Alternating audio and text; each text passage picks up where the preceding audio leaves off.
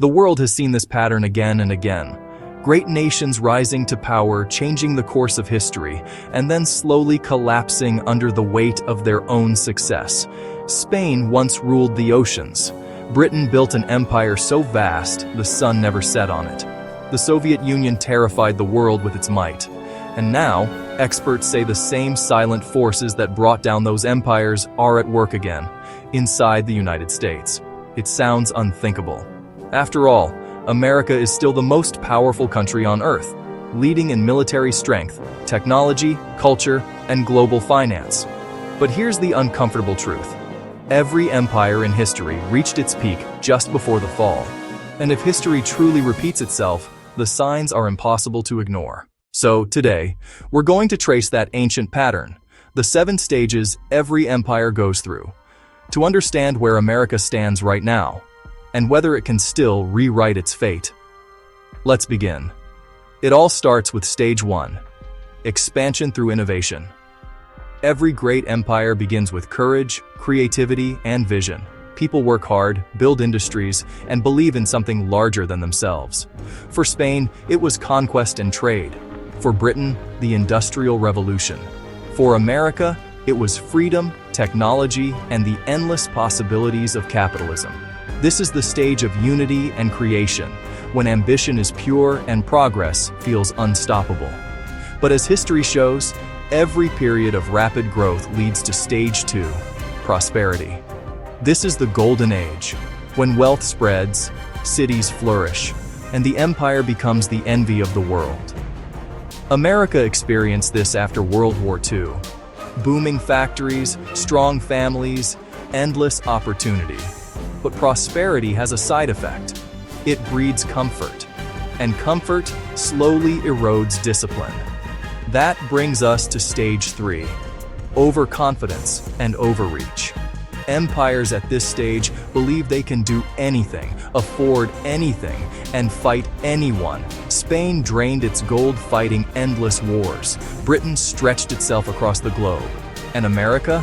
It built 700 military bases in 80 countries, while its own bridges and schools began to crumble. Debt rises, industries fade, but the illusion of power remains.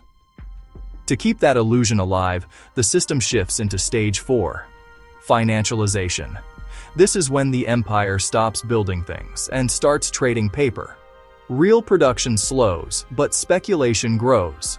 Spain lived off silver, Britain off banking, and America off Wall Street. It feels prosperous. The stock market soars, billionaires multiply. But beneath the surface, the foundation weakens. The economy becomes an illusion built on debt and derivatives. And once money replaces purpose, stage 5, decay and corruption, begins. The ruling class grows detached from the real struggles of the people. Politics turns into theater. Lobbyists, special interests, and corporate power dominate. In Spain, it was the monarchy. In Britain, the aristocracy.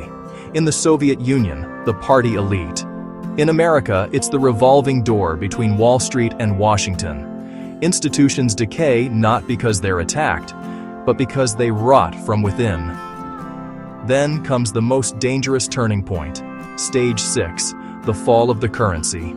Every empire believes its money will last forever.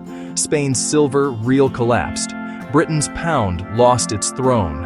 And today, the US dollar faces that same silent threat.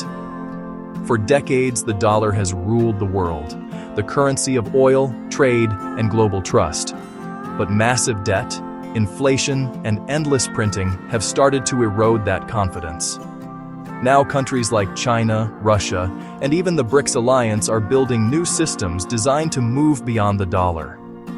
When a currency loses its credibility, an empire loses its soul. And finally comes stage 7, collapse or transformation. Some empires vanish overnight, like the Soviet Union. Others, like Britain, quietly step aside and reinvent themselves. For America, this is the moment of truth. Decline isn't destiny, it's a decision.